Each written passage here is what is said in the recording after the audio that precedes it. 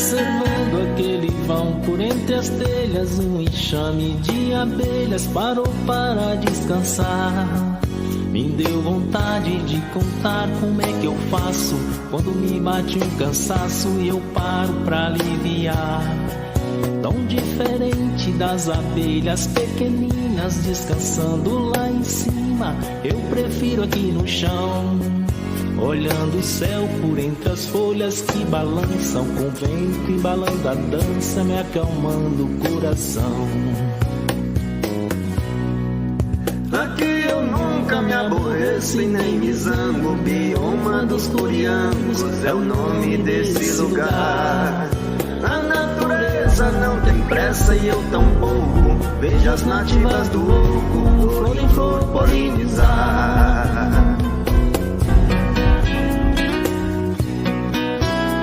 Possibilitava que se fizesse o seguinte: você tirava o mel, e esse vasilhame era fechado e já ia direto para a maturação.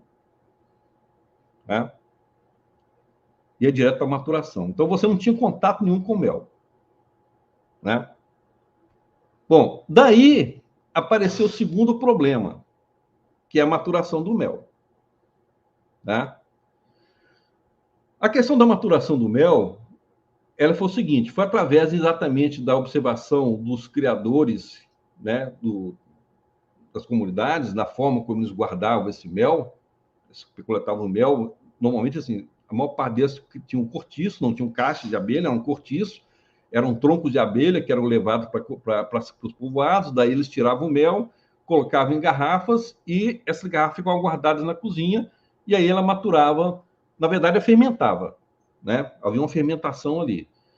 As pessoas confundem a maturação, esse processo de maturação que eu estou falando, com a técnica dos maias. Os maias têm o processo lá de fermentação do mel, mas que não é muito diferente do que, por exemplo, os guajajaras utilizavam quando fazia a festa do mel, uma festa tradicional que eles tinham, né, que usava mel fermentado. E também não é muito diferente das comunidades do Nordeste, que também guardavam o mel, deixava fermentar, e nesse processo de fermentação ele acabava se estabilizando. Então, no caso aí, a única diferença é que os maias guardavam aquele mel em potes de barro. Mas o que aconteceu aí, no caso, quando a gente começou a trabalhar com essa questão do mel, é que a maturação ela atingiu um outro patamar, porque atingiu como um processo de estabilização. Então, já tinha uma metodologia, uma orientação, tá, que se estabelecia para que, sob um determinado período, aquele mel estaria em condições de ser comercializado em vasilhames. Uma vez a gente sabe que um problema que tem do mel da abelha cerverrão é a fermentação e o problema de estourar garrafa, essas coisas todas. Né? E naquela época existiam, ainda hoje existem, né, as alternativas do mel colocar em geladeira, do mel desumidificado, do mel pasteurizado, etc. Né? Mas a forma mais barata que tinha naquela circunstância, a partir da experiência que tinha os criadores das comunidades, era a maturação. Né? Que você tinha como controlar uma fermentação controlada e que você, em determinado período, você tinha um mel de qualidade, né, que não precisava ser colocado em geladeira e você poderia comercializar. Então, acho que foi o principal passo que a gente deu, sob o ponto de vista de comercialização, foi essa questão da extração do mel, usando um extrator manual, e a da maturação. Essa combinação foi importante. Por que estou dizendo isso? Porque já foi feito, nunca fiz um teste detalhado, mas já vi algumas experiências, né, que foram feitas maturação, por exemplo, de mel, usando o extrator elétrico. Não é a mesma coisa. Né? Porque quando você usa o extrator elétrico, a quantidade de ar que você injeta no mel, inclusive você recontamina com leveduras do ar, né, acaba alterando o mel realmente como deveria ser. Então, assim, o extrator manual tem a capacidade de tirar o mel de uma forma isenta, sem nenhum tipo de elementos adicionados àquele mel, a não ser as leveduras próprias que o mel das abelhas cerverrão já tem. Né? E aí apareceu uma outra questão interessante. Se vocês observarem, por exemplo, os criadores, eles colocavam o mel em vasilhames, no caso aqui isopor, esses vasilhames eles eram transportados para um local e onde ia ser passado pelo processo de maturação. Observem esses méis aqui, ó. São méis do mesmo meliponário, mas você vê colorações diferentes. E uma coisa, então, que começou a chamar a atenção é que, quando você matura o mel, você começa a perceber que os méis apresentam características diferentes com relação ao sabor. E a gente começou a perceber isso, né?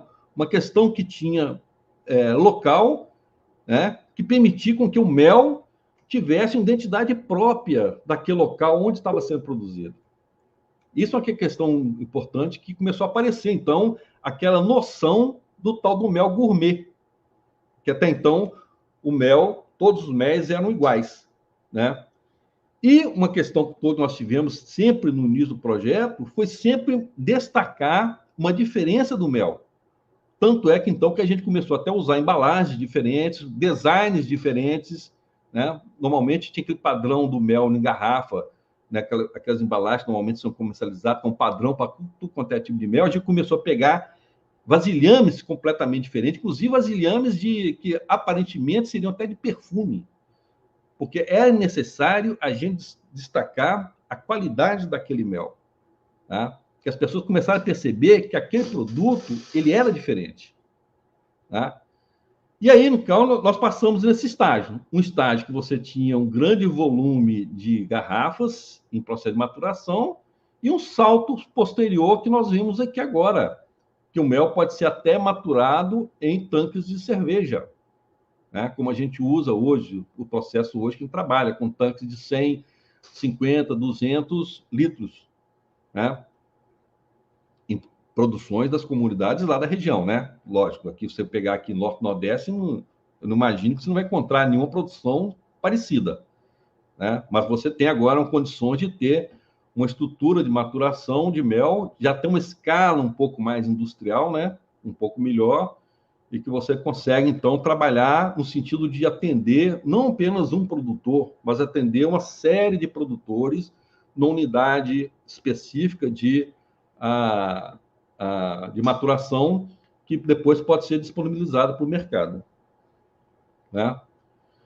Aí vem uma outra questão que foi desenvolvida, que foi a tenda de extração, por uma necessidade própria, né? Uma vez que as pessoas começaram a tirar o mel, de repente começaram a aparecer apis e coisas praticamente assim de segundos, enxames gigantescos de apis começavam a atacar todo mundo, começaram a atacar as colônias e simplesmente inviabilizar a extração de mel e às vezes até provocando danos àquelas comunidades.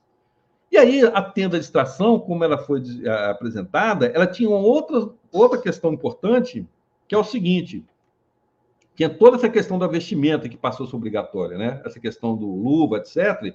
Porque nos primeiros testes que foram feitos, que a gente não usava esse tipo de coisa, não usava avental nem nada, os resultados deram um alto índice de coliformes fecais no mel, né? Indicador da Escherichia coli. Então, houve a necessidade de a gente começar a realmente estabelecer um padrão de conduta, de melhores práticas, e aí a tenda passou esse elemento importante. Por quê? Porque quando você tem a tenda, você isola curiosos, normalmente você está tirando mel, tem as pessoas que ficam curiosas, que ficam fuçando, você isola curioso, isola criança, né, que nesse momento acaba muito se infiltrando no meio do povo, lá acaba muito atrapalhando o processo de extração, isola animais, principalmente cachorro, né, que fica lá sempre andando no meio da extração e acaba atrapalhando. Então, essa tenda, ela tem assim, uma coisa assim, muito importante nesse sentido, de você manter um sistema em que somente fica dentro da tenda quem está extraindo mel. E os que estão dando apoio, eles ficam por fora. E aí vem um outro procedimento que foi adotado, uma série de procedimentos de condutas gerenciais que foram desenvolvidos exatamente para otimizar a circulação dos tiradores de mel, né, e daqueles que estão dando suporte, que ficam fora, que prepara a colônia, limpa a colônia, né, leva a colônia para tirar mel, abre os potes de mel, etc. Né? Então, a tenda de extração teve esse papel. Fica parecendo até que estão fazendo uma cirurgia aqui, né? Mas, na verdade, o trabalho, assim, o pessoal trabalha assim, com quando você começa a trabalhar, você adquire habilidade na técnica, você consegue tirar mel com muita facilidade. E aí o que acontece? Quem não conhece, estranha, acha que demora, entendeu? Começa simplesmente a não aprovar o processo, né? E aí, dentro do contexto da extração, começa a pegar outros tipos de coisas, de aparelhos, né? Como extrator praticamente elétrico, né? Para fazer extração, que, num certo sentido, é bom, que é uma rapidez. Mas que eu acho que, num certo sentido, você perde a qualidade do mel que você está produzindo, né? Eu não sei se seria bom a gente abrir para comentários aí. Tem só uma questão que eu botei aí agora em destaque, que eu acho que você tocou nesse assunto, e tem uma pergunta aqui do Emílio Andrade para comentar qual seria a forma de conservação mais eficiente na sua visão, né? Só para reforçar esse ponto que você falou da técnica da fermentação, né? Mas tem outras técnicas, né, que a gente não adotou justamente porque a gente viu que nas condições dadas das comunidades, do Estado, do meio físico e tal, não quando você pensa do ponto de vista das comunidades, né, como você a questão de baixo custo, né, a questão de ter um fator de custo que é mais barato. Imagina uma comunidade com produção dessa vai desumidificar o mel, fica muito caro, e mesmo desidratar, né, ou pasteurizar é muito caro, né? Então tem uma questão do baixo custo, e tem uma questão também que eu já tinha até falado, que é a questão da questão da qualidade. O mel, ele mantém umas características próprias dele, que eu acho que quando você desumidifica o mel, perde muito. Eu já vi algumas experiências aí de algumas comunidades, o pessoal fica muito parecido com o mel de Apis, e o mel, por essa característica, fica parecendo o mel de Apis, né? Então você perde muito da identidade do mel, né? Então, no meu entender, né, a maturação ainda continua sendo um método mais eficiente de conservação sem perda da qualidade do mel, entendeu?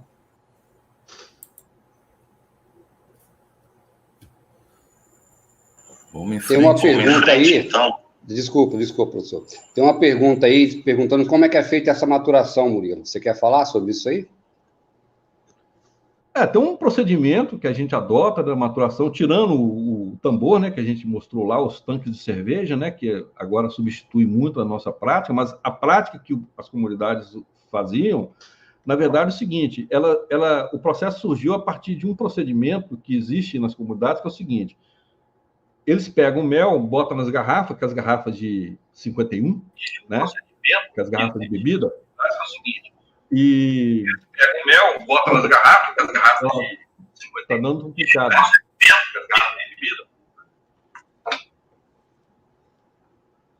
Está dando duplicidade.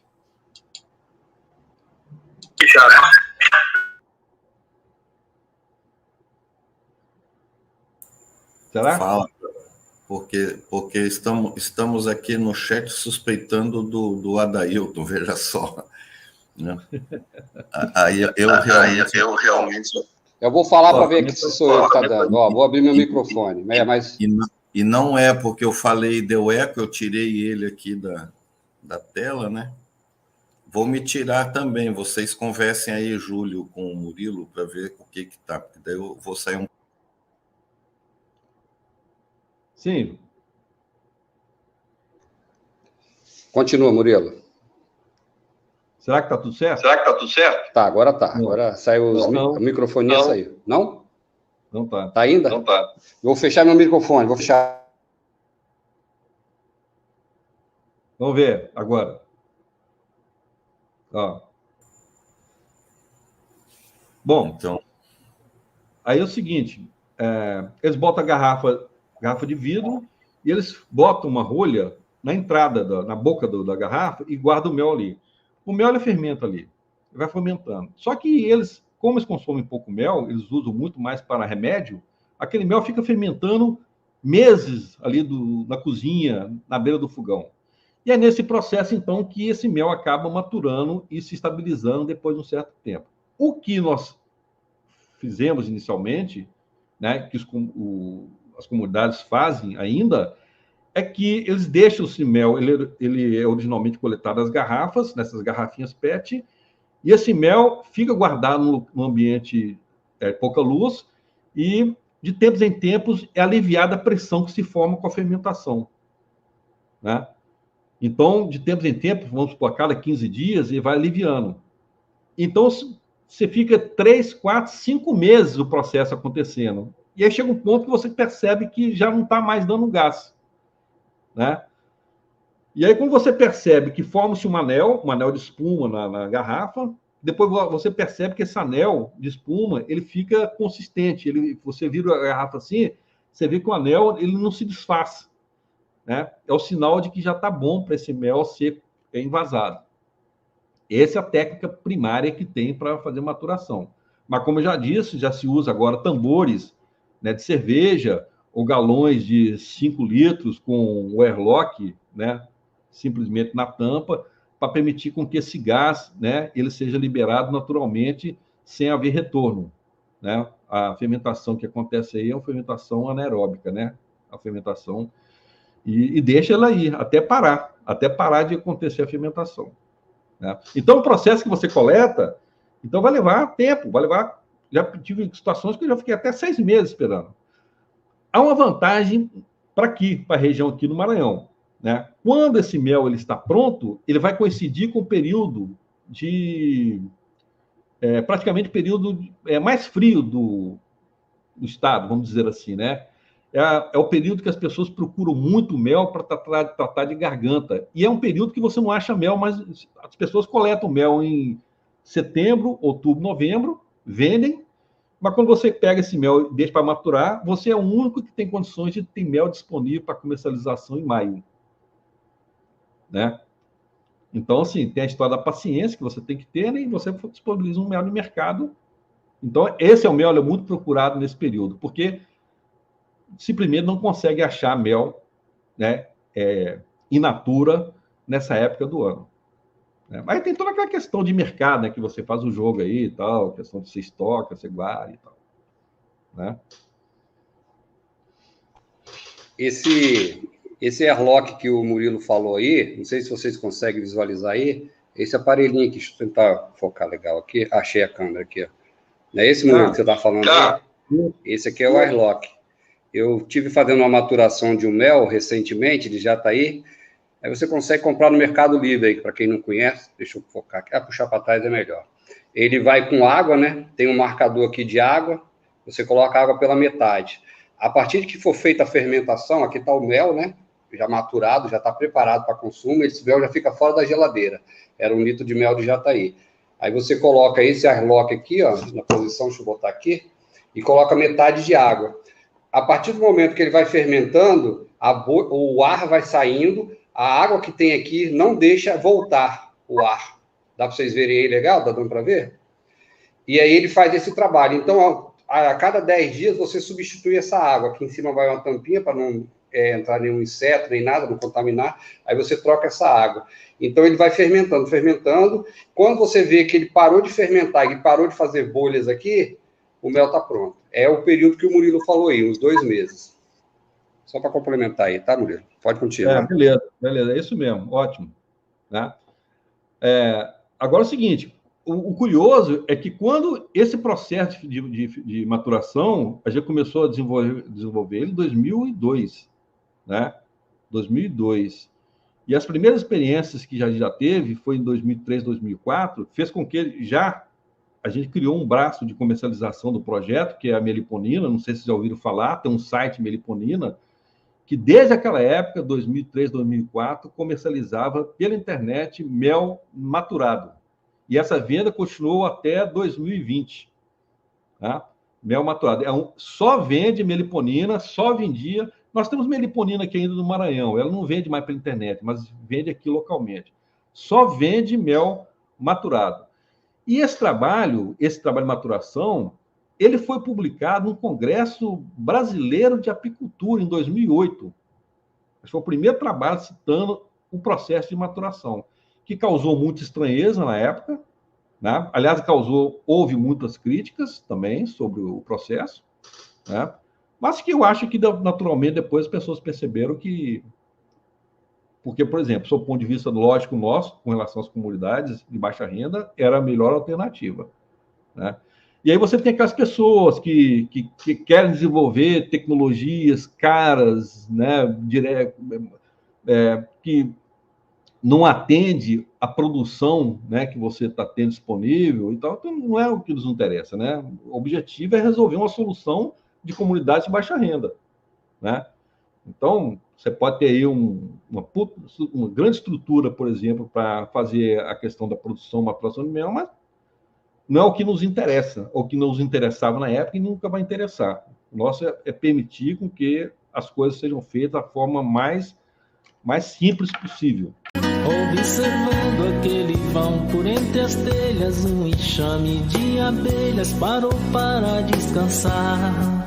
Me deu vontade de contar como é que eu faço quando me bate um cansaço e eu paro para aliviar. Tão diferente das abelhas pequeninas descansando lá em cima, eu prefiro aqui no chão, olhando o céu por entre as folhas que balançam, com o vento embalando a dança, me acalmando o coração. Aqui eu nunca me aborreço e nem me zango. Bioma dos Curiangos é o nome desse lugar. A natureza não tem pressa e eu tampouco. Vejo as nativas do oco, flor em flor polinizar.